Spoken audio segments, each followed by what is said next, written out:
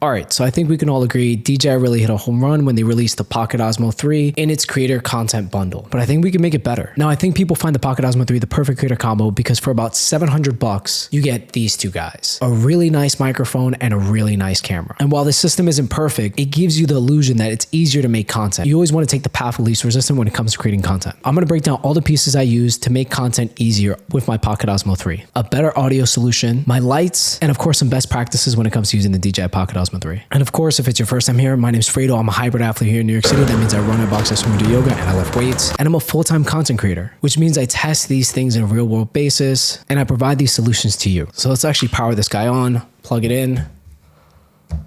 So we're going to go down the list of all the components I use to make this shot work. I'm talking about the camera, the lighting, the microphone, and I'll have links in the descriptions if you're interested in getting a setup that looks like this. And see what it's really like using the Pocket Osmo 3 as a talking head camera. And just to preface, this is one iteration of a way you can use the Pocket Osmo 3 to create content. Obviously, there's a lot of people who use this outdoors in a vlogging capacity, real estate. A lot of people using this to record their cars, those rolling shots, which is an amazing niche. But I think it's important to test this camera in a talking capacity, which is what I'm going to demonstrate for you guys right now. All right, so starting with the mic, you could use this. If you got the creator combo, if you can get your hands on it, you got one of these little DJI Mic 2s, and this thing is amazing. It's got some great features. It connects directly to the Pocket Osmo 3, but we can all agree when it comes to making a video, having a broadcast dynamic microphone like this looks way better than having this clipped on your shirt. Your audio is going to sound better. Your audience is going to think you sound better. It's a perception thing. And technically you can use any USB-C mic directly connected to the Pocket Osmo 3, but I actually just picked up this guy. This is the MV7 Plus by SHURE. They updated it with USB-C capability, which means that I can run one cable directly to my Pocket Osmo 3. I don't need to worry about bulky audio interfaces, preamps, cloud lifters, any of that. It's just one cable providing me clean, decent audio for my video. It's plug and play. I don't have to sync anything in post. I can even record an internal backup of 32-bit flow on the Pocket Osmo 3 if I wanted to. Now, if you didn't get this with your Pocket Osmo 3 and you wanted to buy one with the receiver, it's going to run you about $250 if you don't get the full kit, which comes with a low charging case. But for a little bit more investment, you can get the MV7 Plus, which again gives you direct plug and play and tons of software features that you can tweak the way that your voice sounds, even change the color of this LED if you wanted to. And I think it's only about $275. So for a little bit more, you're investing in yourself, getting a high quality professional microphone that's going to make you sound more professional. It's going to make you look more professional, and it's honestly going to make you more confident. Now, again, that's not to say you shouldn't get this DJI Mic 2. This thing is still extremely usable if you're out and about recording. But again, I want to preface, most people are going to be using the DJI Pocket Osmo 3 outside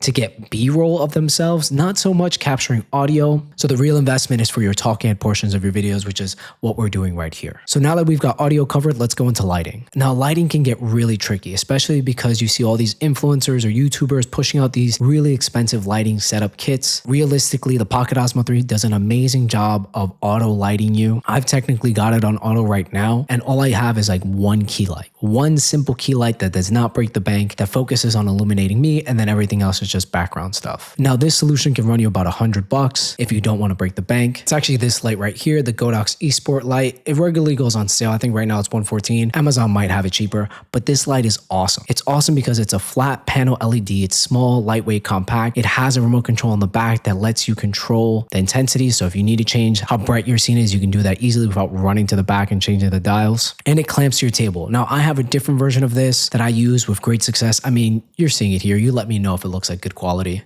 So we've got audio, we've got lighting, and last but not least, let's move into the DJI Pocket Osmo 3, where you've been watching this whole time. Of course, we got to switch over to the Sony FX30 so I can show you how I actually use the Pocket Osmo 3. Now, when I use the Pocket Osmo 3, one of the things to remember is that you can still shoot in pro mode and have it on almost completely auto. I keep it on auto with exposure, but what I don't do is I don't let it do auto white balance, because if you let it do auto white balance, it's going to shift on its own. So here you can see I have my white balance manually set based off of the colors of my light. I actually like my image to be a little bit more blue than usual, which is maybe why it looks like this right now. I don't know. And then as you can see right there, I'm using D-Log M. I don't typically use D-Log M. I usually keep it on normal, but for the sake of this video, we're doing it with D-Log M just to showcase the way it works, because so many people are angry saying that I don't color grade this, but the average person who's watching this video and using this camera doesn't know how to color grade. It's not in your toolbox. It's not in your skill set, and that's okay. I think it's messed up when people advertise this as an amazing cinematic camera, knowing damn well that most people can't color grade to save their lives. My custom adjustments right there. I've got sharpness on 2 and noise reduction on 1.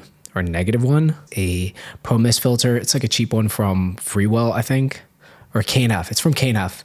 It just gives you a little bit more diffused look to your image. I don't have it on this, but obviously you'll see it while I'm using the Pocket Osmo 3. And again, you see how sexy the Pocket Osmo 3 looks like, but you're never using it like this. This is something that the creators have been shilling to people. You've got to use this with a tripod, the battery grip. Baby, can you pass me the battery grip that's on the floor right there, please? You might have to use this with a base adapter because this thing rocks. So at least this gives us some kind of stability. This is a quick release plate. It's on the floor right there. A quick release plate. Oh, damn. I can't use that. You're totally in the fucking footage, your titties. And again, nobody's ever using the Pocket Osmo 3 in this capacity. It looks beautiful, looks sexy, looks small, looks compact, right? Looks amazing. But realistically, you got to use this thing with the battery grip. You got to have a quick release plate on there. This is what I have. You've got to have some kind of mount, so you can mount in places. I've got this magnetic one right here. There's so many accessories for this thing. I've got a Pro Mist filter on the front. So now that you guys have all that information, I figured I'd give you my opinions. I'm saving this to the end of the video for the people that actually care and listen. But this camera isn't for everybody. So let's talk about pros and cons. Some people are really obsessed with like the tracking feature, which I'll actually activate right now. And while it's nice to have a camera that will track you, the fact that people are shilling this thing with such a perspective, like nobody wants to see the camera move for you 24/7. This isn't engaging. It doesn't make your content better. I think it's useful for certain things. Obviously, if you're tracking cars, then this is a game-changing feature. But for the average user, this isn't important. You shouldn't buy this camera because it follows you around. Also, you shouldn't buy this camera for image quality. The image quality is not impressive. Again, I've had to color grade every single second of this footage, and out of camera, my Sony's gonna look 10 times better because I can just put a color profile. Now, again, this is something that DJI can fix in a firmware update. Just let me bump my own contrast and saturation in the device. I don't know why that's so difficult. Now, while most people might get the DJI Pocket Osmo 3 because they think it's an amazing vlogging camera, it's a better content creation camera. It's kind of in the name, especially in the creator combo. It's a creator combo. This is our version of a better creator combo for more users. The benefits of the Pocket Osmo 3 is that it's idiot proof. Anybody can put this camera down, start recording, and get decent footage. It's not gonna look better than a $1,000 Sony FX30, but it makes your life easier. So yeah, let's wrap this up quickly. If you can't get your hands on a Pocket Osmo 3 creator combo, you don't know if you're gonna be shooting majority of your content outside and using this mic, maybe invest in a USB-C broadcast dynamic microphone to upgrade your content, to make it look more professional. You will not regret it. You can literally use this mic for anything, whether you decide to stream, whether you decide to do talking head videos, whether you use it for Zoom calls, for work, it's a great investment. And again, it falls around the same $700 price point as if you got the creator combo. It just gives you a little bit more versatility. So yeah, I'd love to hear what you guys are using your Pocket Osmo 3s for. I want to see examples of people using this product, not just shilling it out as the best camera ever for vlogging and then they never post a vlog. Me personally, I've shot some content on here. I've shot some vlog stuff and it's definitely great. It's definitely a usable device. Shout out to DJI again. They hit a home run. But let me know if there's anything that you're using that makes this an amazing camera. Leave it in the comments. I read 100% of the comments you guys leave and I respond to 70% of them, the ones that are intelligent anyway. Stay tuned for more content. You'll probably see a New York City vlog on my channel soon. New York City's been kind of crazy weather-wise and I might as well put this thing to use. So like, comment, subscribe, stay tuned for that content, and I'll see you in the next one.